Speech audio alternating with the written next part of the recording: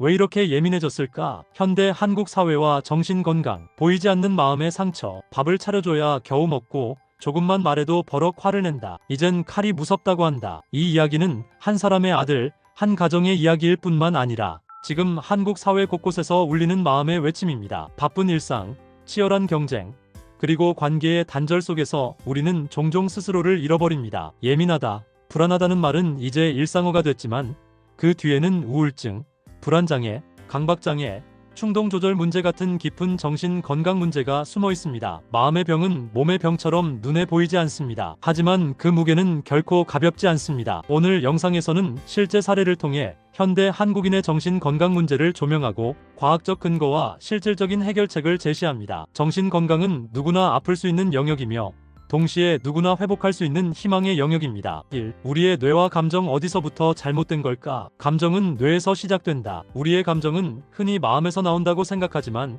과학적으로는 뇌에서 비롯됩니다. 특히 변연계는 감정의 중추로 기쁨, 슬픔, 분노, 불안을 만들어냅니다. 변연계는 뇌의 깊은 곳에 자리 잡고 있으며 해막, 편도체, 시상하부 같은 부위가 감정 반응을 조절합니다. 하지만 변연계가 과도하게 활성화되면 감정이 폭주할 수 있습니다. 이를 억제하는 역할을 하는 것이 전두엽, 즉 이성의 뇌입니다. 전두엽은 감정을 조절하고 합리적인 판단을 내리며 충동을 억제합니다. 문제는 스트레스, 트라우마 또는 신경 전달 물질의 불균형으로 전두엽의 기능이 약화될 때 발생합니다. 우울증, 불안장애, 충동 조절 장애 환자들에게서 전두엽과 변연계 간의 균형이 무너진 모습이 관찰됩니다. 사례 1. 폭행 트라우마와 충동의 덫. 박정훈 씨, 38세 박정훈 씨의 이야기는 이러한 뇌의 메커니즘을 잘 보여줍니다. 10년 전 폭행 사건 이후 그는 우울증 진단을 받고 항우울제를 복용해왔습니다. 하지만 약물의 졸음 부작용 때문에 자의적으로 복용량을 줄였고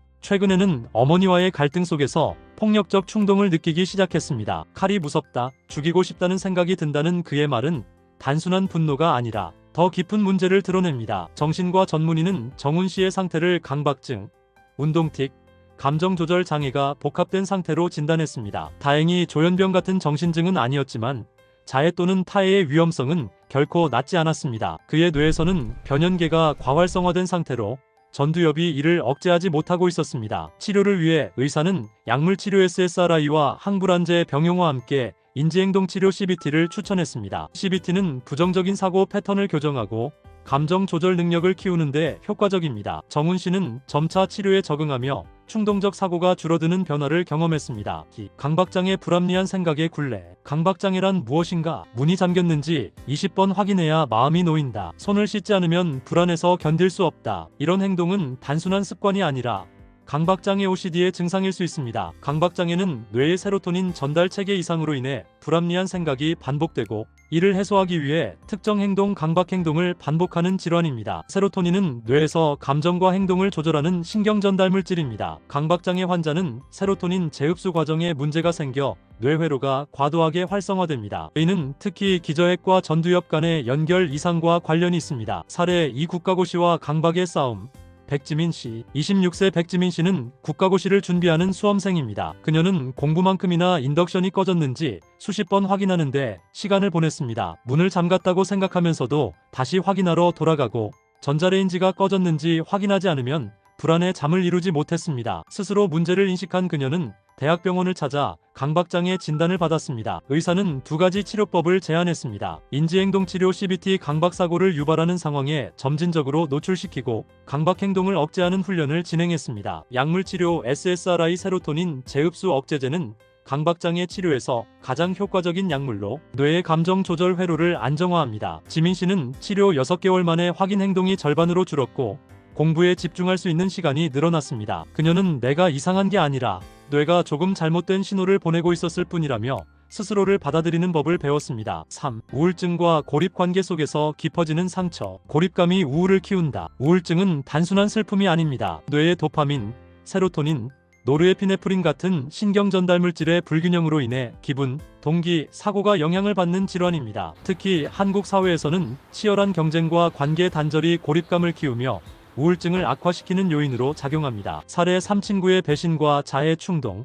최보라 씨. 21세 최보라 씨는 간호사를 꿈꾸는 대학생입니다. 하지만 친구의 배신 이후 모든 사람이 나를 싫어한다는 생각에 빠져 우울증을 겪었습니다. 그녀는 자해 충동까지 경험하며 극단적인 고립감에 시달렸습니다. 의사는 그녀에게 3가지 행동 치료를 처방했습니다. 아침 기상시간 고정 규칙적인 생활 리듬은 신경계의 안정성을 높이고 뇌의 스트레스 반응을 줄이는 데 효과적입니다. 복식호흡 공황 발작이 올 때 복식호흡은 부교감 신경계를 활성화해 불안을 완화합니다. 생활 체크리스트 기록 매일 작은 목표를 설정하고 달성하는 과정을 기록하며 성취감을 쌓도록 했습니다. 보라 씨는 치료를 시작한 지 3개월 만에 자해 충동이 줄었고 친구들과 다시 소통할 용기를 얻었습니다. 그녀는 작은 변화가 나를 다시 살게 했다고 말했습니다. 4. 운동과 미술. 뇌를 치유하는 자연의 처방. 운동, 뇌의 해독제. 운동은 단순한 신체 활동이 아니라 뇌를 치유하는 강력한 도구입니다. 유산소 운동은 세로토닌, 도파민, 노르에피네프린 분비를 촉진하며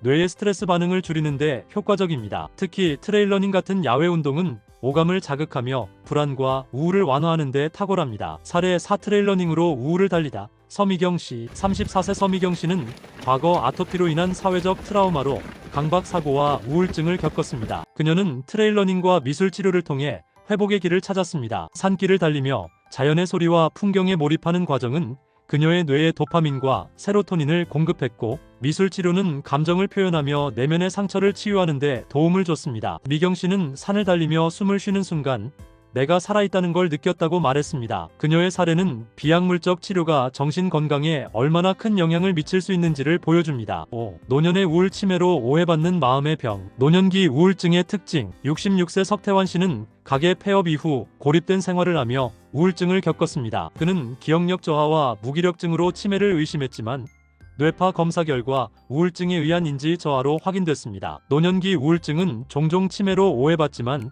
적절한 치료로 인지 기능 회복이 가능합니다. 노년기 우울증은 특히 간과되기 쉽습니다. 피로, 무기력, 집중력 저하 같은 증상이 단순한 노화로 여겨지기 때문입니다. 하지만 이는 뇌의 신경 전달 물질 불균형과 관련된 마음의 병입니다. 치료법 약물과 생활 습관의 조화. 태환 씨는 항우울제와 함께 사회적 활동을 늘리는 치료를 시작했습니다. 지역 커뮤니티 센터에서 진행되는 노인 프로그램에 참여하며 사람들과 교류했고 이는 그의 고립감을 줄이는 데 큰 도움이 됐습니다. 의사는 또한 걷기 운동과 명상을 추천해 그의 뇌를 자극하고 스트레스를 완화했습니다. 6. 정신건강 회복을 위한 실질적인 제안. 정신건강 문제는 뇌의 기능 이상에서 시작되지만 치료와 생활습관 변화로 충분히 회복할 수 있습니다. 아래는 누구나 실천할 수 있는 방법들입니다. 규칙적인 생활 리듬. 아침에 일정한 시간에 기상하고 식사와 수면 시간을 규칙적으로 유지하세요. 이는 뇌의 생체 리듬을 안정화합니다. 운동 주 3회 30분 이상의 유산소 운동 걷기, 달리기,